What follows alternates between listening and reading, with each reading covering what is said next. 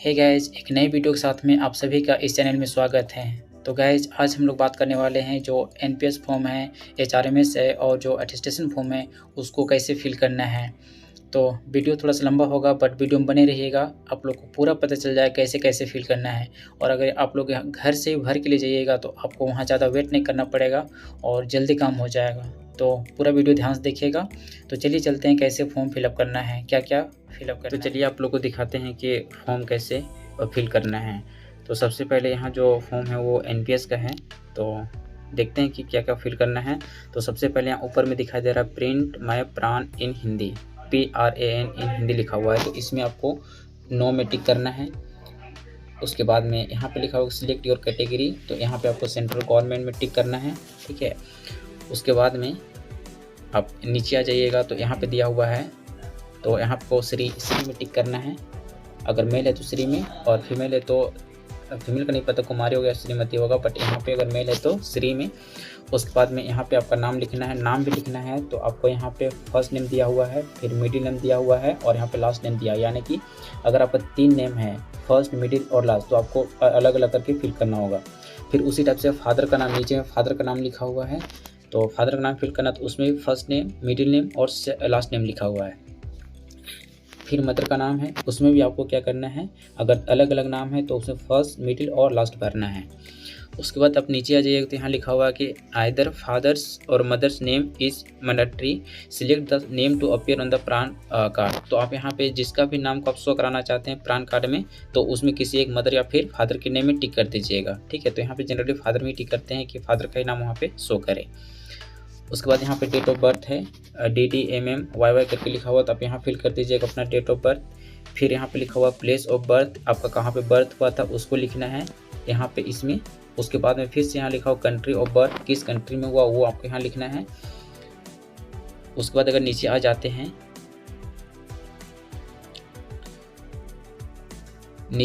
हैं, तो यहाँ पे है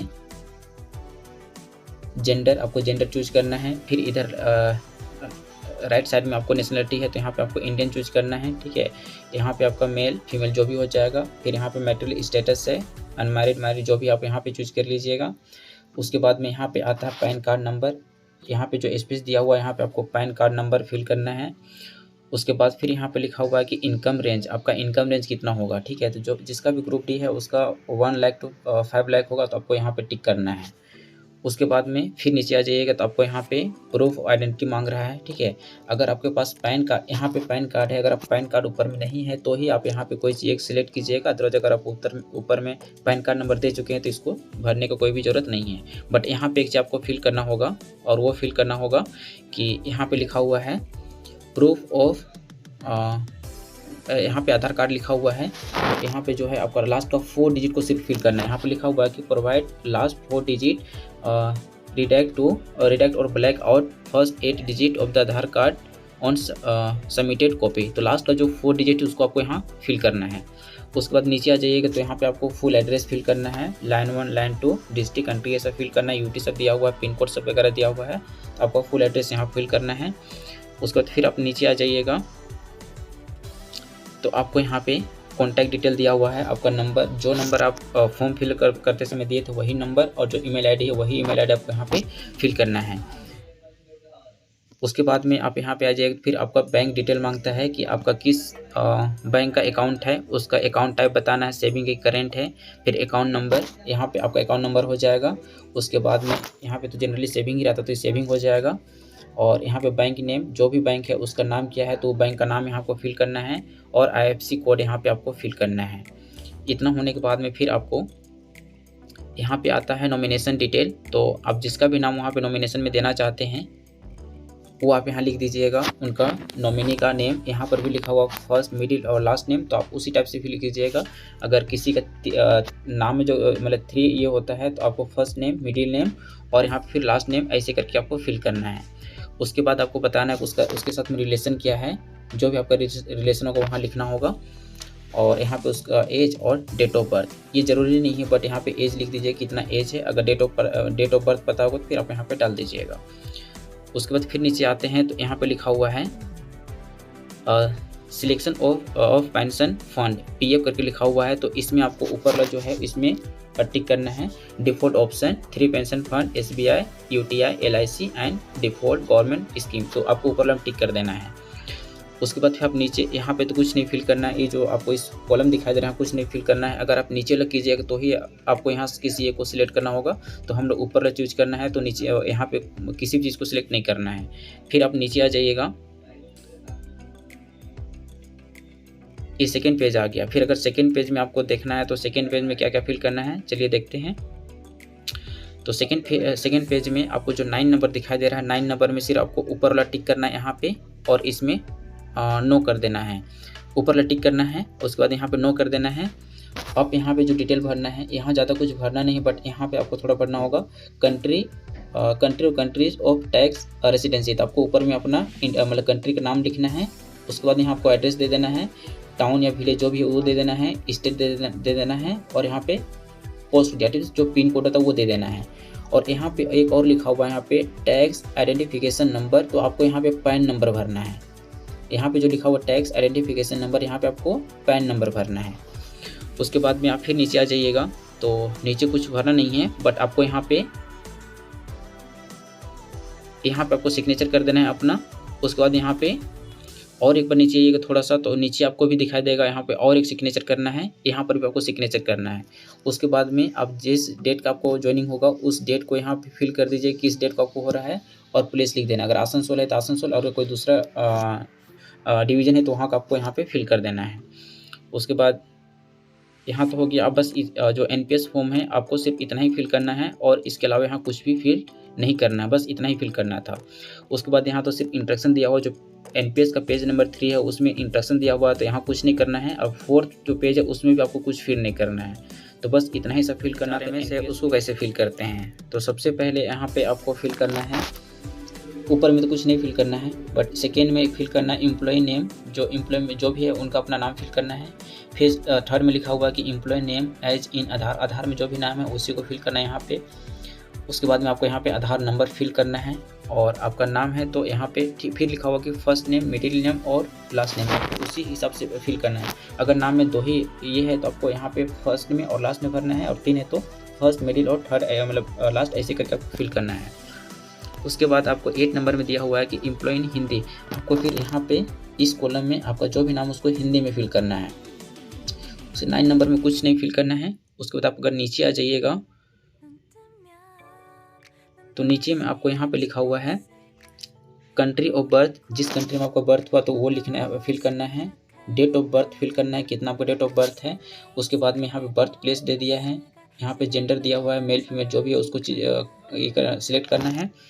उसके बाद यहाँ पे फादर नेम फिल करना है, मदर नेम फिल करना है, गार्जियन नंबर छोड़ देना है, ठीक है, स्पाउस नेम भी छोड़ देना है। फिर लिखा हुआ है पैन नंबर, आपको पैन नंबर फिल करना है यहाँ पे।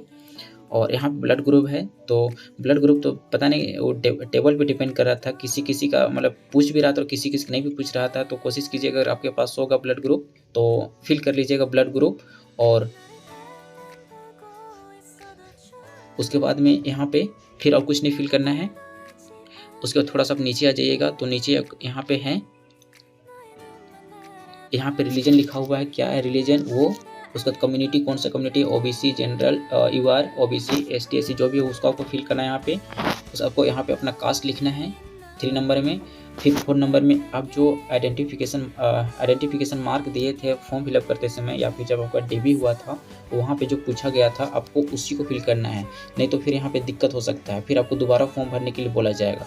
इसलिए कोशिश कीजिए कि याद कीजिए कि कौन सा आप दिए थे उसी को आपको यहाँ पे दोनों में फिल करना है। आइडेंटिफिकेशन मार्क 1 और 2 में दोनों में आपको जो दिए थे उसी को फिल करना है। फिर है कि मैरिटल स्टेटस, आपको मैरिड अनमैरिड लिखना है। फिर मदर टंग लिखना है, हिंदी इंग्लिश जो भी है, मदर टंग हिंदी हो जाएगा। उसके बाद में नेशनलिटी लिखना है, इंडियन हो जाएगा। उसके बाद अगर मैरिज सब हो गया है तो यहाँ पे डेट ऑफ मैरिज लिखना है, ठीक है। उसके बाद फिर यहाँ पे हाइट लिखना है, और आपको जो भी सर्टिफिकेट मिला होगा तो सर्टिफिकेट नंबर फिर यहाँ फिल हो जाएगा। उसके बाद नीचे कुछ फिल करना नहीं है, तो फिर आ जाते हैं उसके नीचे, देखते हैं कि नीचे और क्या क्या है। उसके बाद यहाँ पे आपका जो भी पर्सनल कम्युनिकेशन डिटेल है उसको फिल करना है, मोबाइल नंबर फिल करना है, फिर ऑफिशियल जो मोबाइल नंबर वो फिल करना है, नहीं हो तो इसको छोड़ देना, बट ये फिल करना है। पर्सनल मोबाइल नंबर, उसके बाद ईमेल आईडी फिल करना है, और आपको फिर एड्रेस फिल करना है, प्रेजेंट एड्रेस और परमानेंट एड्रेस। तो यहाँ पे आप फिल कर दीजिएगा प्रेजेंट एड्रेस, और अगर दोनों सेम है तो आप यहाँ पे टिक कर दीजिएगा, बस हो जाएगा। या फिर पूरा फिर दोनों अगर सेम रहेगा तो दोनों को सेम चीज़ यहाँ पे उतार दीजिएगा।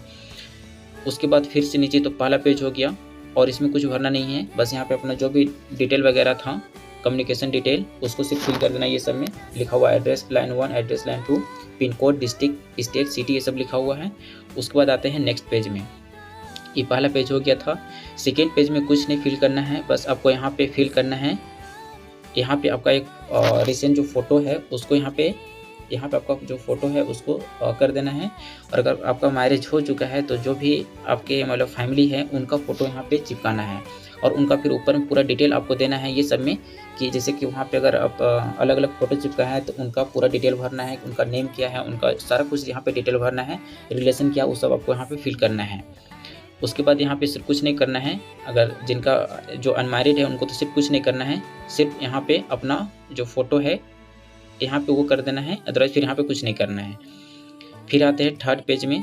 तो थर्ड पेज में यहाँ पे कुछ नहीं फिल करना है थर्ड में, क्योंकि यहाँ लिखा हुआ है कि पता नहीं कुछ दिखाई नहीं दे रहा है, to be filled by only SR dealing clerk. तो ये सब उन्हीं का वही लोग फिल करेंगे, यहाँ पे कुछ नहीं फिल करना है।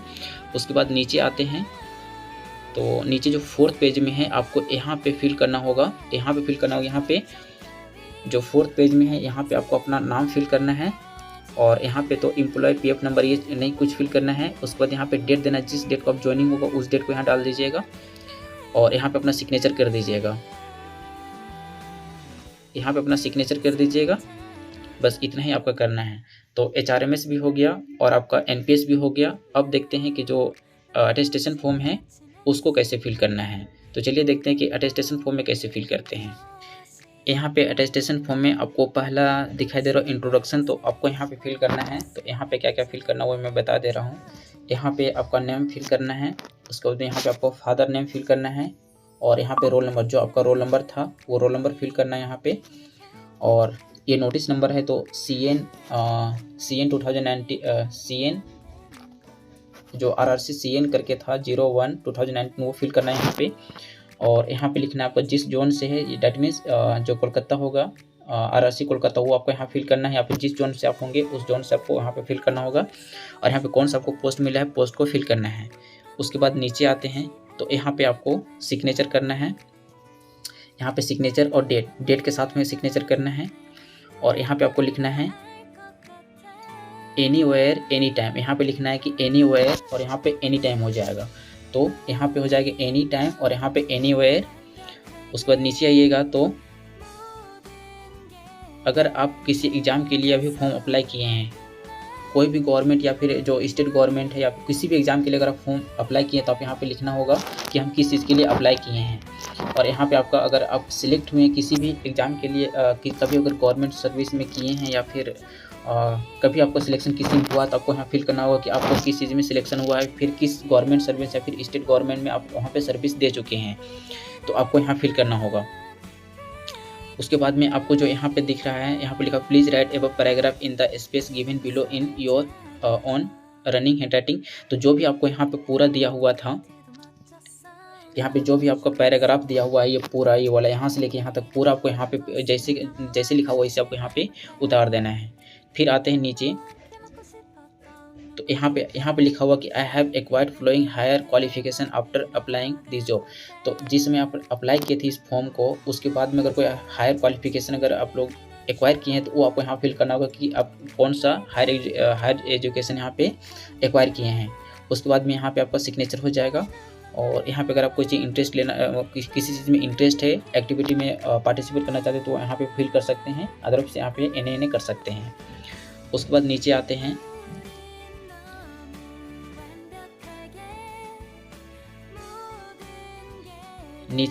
तो यहाँ पे आ जाता है आपका अटेस्टेशन फॉर्म।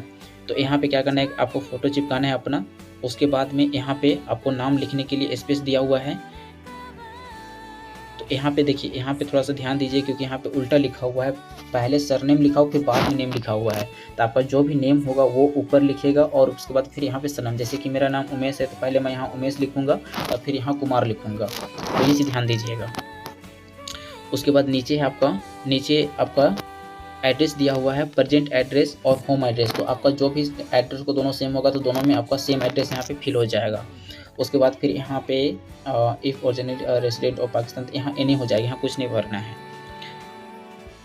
उसके बाद नीचे आते हैं तो यहाँ पे पूरा फिर से डिटेल आपको पूरा फिल करना है। यहाँ पे आपका आधार कार्ड नंबर हो गया, फिर पैन कार्ड नंबर हो गया, नेशनलिटी हो गया, डेट ऑफ बर्थ हो गया, प्रेजेंट एज हो कितना हो गया, किस एज में मैट्रिकुलेशन की, कितना एज में आपका मैट्रिकुलेशन हुआ था वो एज लिखना है। उसके बाद में प्लेस ऑफ बर्थ, यहाँ पे आपका प्लेस ऑफ बर्थ यानी किस प्लेस पे हुआ था, उसका डिस्ट्रिक्ट क्या है, स्टेट क्या है, उसको यहाँ पे फिल करना है। प्लेस, डिस्ट्रिक्ट और स्टेट तीनों से फिल करना है। उसके बाद में आप किस डिस्ट्रिक्ट और स्टेट से बिलोंग करते हैं वो आपको यहाँ फिल करना है। फिर आपके फादर कहाँ से बिलोंग करते हैं वो आपको यहाँ फिल करना है। उसके बाद यहाँ पे आपको रिलीजन लिखना है। और अगर आप जैसे ओबीसी हो गया, ओबीसी, एसटी, एससी, अगर तीनों कम्युनिटी से अगर बिलोंग करते तो आपको यहाँ पे यस करना होगा और ब्रैकेट में लेके आप किससे बिलोंग करते, ओबीसी से, एसटी से, एससी से, उसको आपको एक उसकी यस या नो यस करने के बाद में ब्रैकेट में आपको यहाँ पे फिल कर देना है। उसके बाद आते हैं सेकेंड पेज में। तो फिर आपको यहाँ पे आता है, तो यहाँ पे क्या है, यहाँ पे लिखा हुआ है कि फ्रॉम, यहाँ पे लिखना है कि आप जब जिसमें आपका बर्थ हुआ था उस समय से अभी तक का कहाँ पे रहते हैं उसके बारे में यहाँ इसका जो डिटेल है उसको थोड़ा सा पढ़ लीजिएगा। और यहाँ पे तो जैसे अगर कोई बाहर नहीं गया है रहने के लिए तो जब से उनका बर्थ हुआ है तो वहाँ उसी के यहाँ फिल करना है। तो यहाँ पे हो जाएगा, इस कॉलम में हो जाएगा बाय बर्थ टिल नाउ, यहाँ पे हो जाएगा बाय बर्थ और यहाँ पे हो जाएगा टिल नाउ। उसके बाद में यहाँ पे जो भी उसका एड्रेस है वो एड्रेस डाल देगा। एड्रेस डालने के बाद में यहाँ डिस्ट्रिक्ट डालना है कि उसका डिस्ट्रिक्ट कौन सा है, यहाँ पे डिस्ट्रिक्ट हो जाएगा और यहाँ पे फुल एड्रेस हो जाएगा यहाँ पे, और यहाँ पे हो जाएगा बाय बर्थ और यहाँ पे टिल नाउ। तो इसको थोड़ा सा ध्यान दीजिएगा।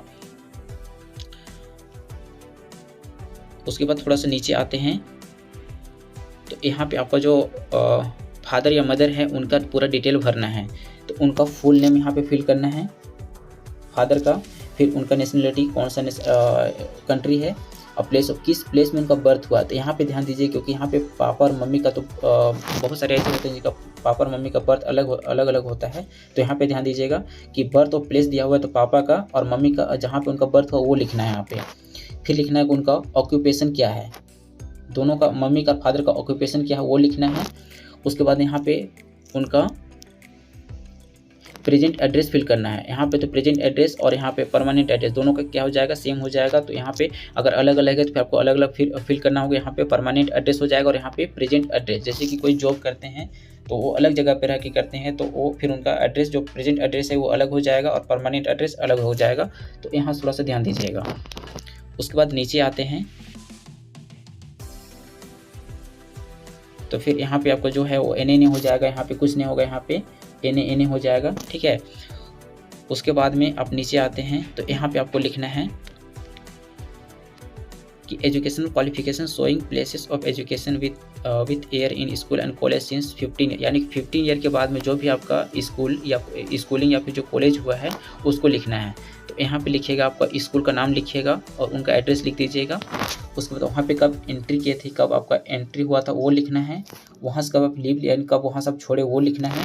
और एग्जामिनेशन पास, कौन सा एग्जाम पास किए, 10th किए 12th किए, वो यहाँ पे आपको लिखना है। अगर 10th किए तो 10th, 12th किए तो 12th और ग्रेजुएशन किए तो ग्रेजुएशन। अगर आप तीनों कर चुके हैं तो तीनों फिल कर दीजिएगा। और यहाँ पर उसका कौन सा मतलब 10th पास है कि 12th पास है वो आपको यहाँ फिल करना है। फिर नीचे आते हैं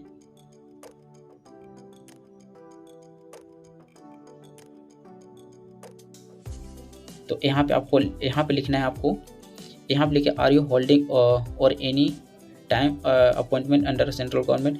अगर आप कहीं पे काम किए हैं सेंट्रल गवर्नमेंट या फिर गवर्नमेंट के अंदर पहले किसी जॉब में थे, ठीक है, तो उसका आपको फिल करना है। अदरवाइज फिर यहाँ पे आपका अगर कहीं पे अगर अभी तक कोई भी सेंट्रल गवर्नमेंट या स्टेट गवर्नमेंट या कोई भी प्राइवेट कंपनी में अगर काम नहीं किए तो यहाँ पे एन हो जाएगा। और अगर आप कहीं पे काम किए तो आपको यहाँ पे फिल करना होगा कि आप किस डिपार्टमेंट में काम किए हैं, कौन सा स्टेट गवर्नमेंट या फिर सेंट्रल गवर्नमेंट या फिर कोई प्राइवेट कंपनी काम किए तो उसका आपको यहाँ पे डिटेल देना होगा। उसके बाद नीचे आइएगा तो आपका यहाँ लिखा हुआ है बहुत सारा, तो आपको यहाँ पे सब में नो करना है, क्योंकि यहाँ पे लिखा हुआ है सब में इसमें लिखा हुआ है कि have you ever been kept under detention, ऐसे कर कुछ लिखा हुआ बहुत सारा, have you ever been arrested, तो यहाँ पे सारा में आपका नो हो जाएगा, सब में नो हो जाएगा। और ये इसको काटिएगा मत, अगर वहाँ पे जहाँ पे आप अंदर काटने के लिए बोलेगा तो ही काटेगा, नहीं तो फिर आप सिर्फ नो कर दीजिएगा। उसके बाद आते हैं नेक्स्ट पेज में। तो नेक्स्ट पेज में यहाँ पे दिया हुआ है कि name of 2 responsible person of your locality और 2 references to whom you know. तो जो आपको अच्छी तरह से जानता हो, तो 2 ऐसे लोगों का नाम लिखना है जो आपको अच्छी तरह से जानता हो। तो पहला नाम यहाँ, दूसरा नाम यहाँ, और जिनका भी नाम लिखिएगा उनका यहाँ फुल एड्रेस दे दीजिएगा, फुल एड्रेस, पिन कोड वगैरह सारा कुछ यहाँ पे डाल दीजिएगा उनका। उसके बाद आता है डिक्लेरेशन फॉर्म में, तो यहाँ आपको सिग्नेचर कर देना है और यहाँ प्लेस लिख देना है, तो प्लेस हो जाएगा आसनसोल और डेट हो जाएगा जब आप ज्वाइनिंग कीजिएगा, जिस दिन आपको ज्वाइनिंग रहेगा उस दिन का डेट डाल दीजिएगा। तो बस इतना ही फिल करना था अटेस्टेशन फॉर्म में, और फिर कुछ फिल करना नहीं है। तो 3 ही कॉपी था, एक आपका अटेस्टेशन फॉर्म था, HRMS था और एक NPS था। तो तीनों को मैं बता चुका हूँ कि कैसे फिल करते हैं।